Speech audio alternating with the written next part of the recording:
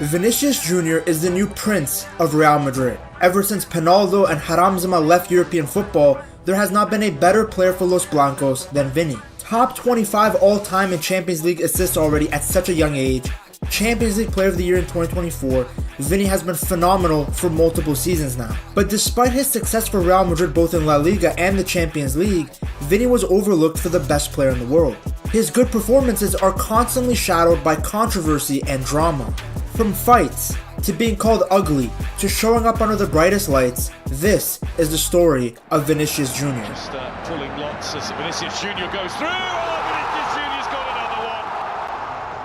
I think when people see Vini, they still think he's the same wasteful finisher that we saw early in his career. When he made the move from Flamengo to Real Madrid, it took him some time to adjust to European football. I mean, just look at him in his Real Madrid presentation. He literally couldn't do multiple keepy-ups. This brother had zero aura. Now, Vini always had the pace and dribbling, but he couldn't finish to save his life. Everything about his game was just foreplay, no penetration. He kept blue balling everyone. He danced past a couple players and then forget how to shoot the ball. He was so wasteful that everyone remembers this clip of Benzema publicly saying that Vini is playing against us. This is a harsh piece of criticism that would demoralize any young player, and what's worse is at the time, everyone agreed with Benzema. What he said wasn't controversial, but the sad reality for the Brazilian winger. Now the thing is, Vini was supposed to be integrated into the Real Madrid squad pretty slowly considering he was so young and raw. This guy was more raw than Lily Phillips's homemade videos.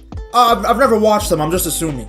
However, with Cristiano Ronaldo leaving for Juventus, Real Madrid were deprived of a left winger. As a result, Vinícius was just thrown into the main team action and played a lot more than he initially expected. He was given the starting role by Inter manager Santiago Solari, and he quickly wowed the Bernabeu with his skills. Unfortunately, his season was abruptly ended by an ankle injury during the shocking 4-1 defeat to Ajax. But as I said, despite the flashes of brilliance, Vini was super inconsistent. One moment he looked amazing, like his performance against Melilla in the Copa del Rey where Marca named him man of the match. But then after every good performance, he would go on a streak of failing to score. Vini was down so bad that when he scored his first goal of the season against Osasuna in the 2020 season, he broke down into tears. You guys know that meme from Twitter where it's this kid sliding and the caption is "the bad player finally scored"? That was Vini. That's how much the goal meant to him, that he literally broke down into tears because he was so wasteful in front of the net. Considering the transfer fee that was paid for him, Real Madrid fans were expecting more. Well, their patience was rewarded because in the last few seasons, Vini has really elevated to another level. As early as 2020, he was instrumental to Real Madrid winning the league, scoring against Barcelona in El Clasico. This is early. And here's Vinícius, and he's got an opening. Vinícius deflected! He also picked up an assist against Manchester City in the Champions League. Even though his stats at the time were still quite low, there were many signs of improvement. In 2021, he didn't put up crazy numbers either, but he started to show his ability to show up in big games, getting an assist against Atalanta in the round of 16 and then scoring twice against Liverpool to get Madrid into the semi-finals. Considering Real Madrid had lost in the round of 16 the year before, this was massive progress and showed that they were no longer super reliant on Cristiano Ronaldo. At this stage, I think most football fans would tell you that Vini's potential was becoming visible. If you were watching matches through Instagram Reels, you might have not seen it. But if you watch the games weekly, live, it was hard to ignore Vini's ability. He was easily beating players in 1v1 situations and was always creating chances.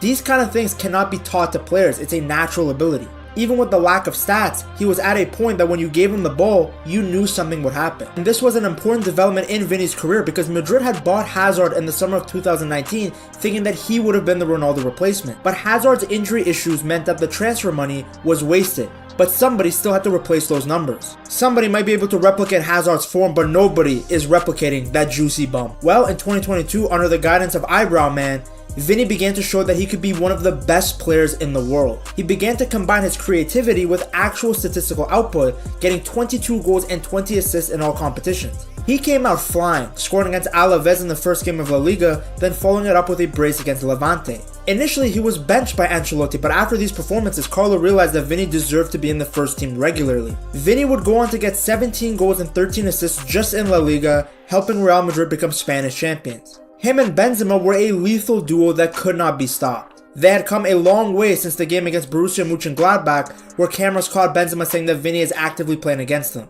Vini's form continued into the Champions League, where he consistently showed up when the lights were the brightest. 4 goals and 7 assists, including the winner in the final against Liverpool, to help Real Madrid lift yet another Champions League trophy. To this day, I don't know what Trent was marking here. Air? Vini was impactful the whole way to the final, getting an assist against PSG in the second leg, back-to-back assists against Chelsea, then scoring against Manchester City in the semi-final first leg. What he did to Fernandinho, he had Pep on his knees. But what's crazy is despite how well Vini had performed that season, all the talk was around Benzema, who ended up winning the Ballon d'Or that year. While Vini had been named the Champions League Young Player of the Season and included in the Champions League Team of the Season, many believed this was a one-season wonder. After all, when you compared Vini's stats in the season before, he was never close to this level of output. Well, in 2023, Vini showed it was no fluke. He got 23 goals and 21 assists in all competitions. Although Madrid lost to Manchester City in the Champions League, it was not because of Vini. The Brazilian had 7 goals and 5 assists in 12 games, getting a goal or assist in every single knockout stage. As a left winger in Ancelotti's 4-3-3 system, Vini oozed confidence with his flair and dribbling ability, being a key component in Madrid's counter-attacking style. He beat defenders regularly due to his impressive acceleration and was one of the toughest players to catch. The 2024 season was no different. With Benzema no longer at Real Madrid, Vini took on even more responsibility on the attacking end. I think people forget how dominant he was in La Liga, especially towards the last half of the season where he showed up clutch as Madrid won the league. His link-up play with Bellingham has been almost as good as the connection the Brazilian had with Benzema. Let's also not forget his hat-trick against Barcelona in the final of the 2023-2024 Super Cup. Now wearing the number 7 shirt, Vini has shown that he is worthy of that number as he continues to impress for Los Blancos in the Champions League. A player worthy of wearing that number, of being Ronaldo's heir, unlike Manchester United, who gave their number 7 to Mason Mount. In the 2024 Champions League, there was not a single player that performed better than Vinicius. 6 goals and 5 assists for the Brazilian, with major contributions coming in the knockout round. He got 2 assists against City in the quarterfinals, 2 goals against Bayern in the semis, then scored against Dortmund in the final. Despite being so young, Vini's Champions League resume is crazy.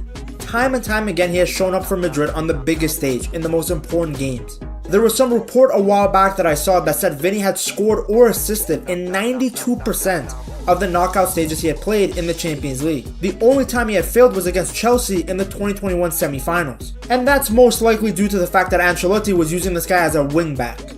One reason that I feel like Vini doesn't get more recognition is because some people fail to see the development his game has taken. I also think the other reason is that people don't like him personally, but I'll get into that later.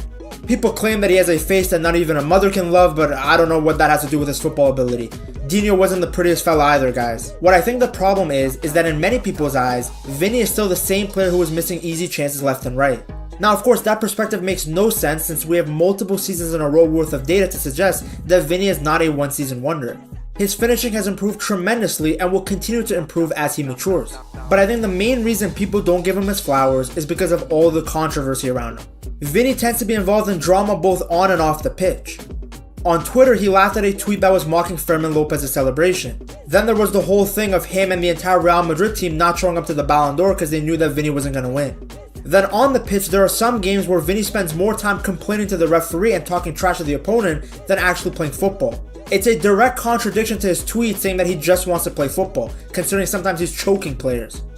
I do agree with these people that criticize that element of Vini's game. His attitude is definitely an area of his game that he still needs to improve. We do have to keep in mind though that Vini does deal with a lot of racial abuse, but at the same time, he can play himself out of a game because he focused on complaining about fouls and diving instead of just playing. Just in case you misunderstood, I am not saying that racism is good. What I'm saying is that in certain matches, Vini should focus on playing his game rather than mocking the opposition fullback, like he was doing to Maffeo. Regardless, to me, Vini is one of the very best players in the world. I felt that even though he didn't play well for Brazil, he deserved to have won the Ballon d'Or in 2024. It's funny because everyone thought it was going to be Haaland and Mbappe leading the new generation, but Vini, he's right there in the mix. He always had the speed and dribbling, but now he is actually creating and scoring at a high level. I do not see many players better than him.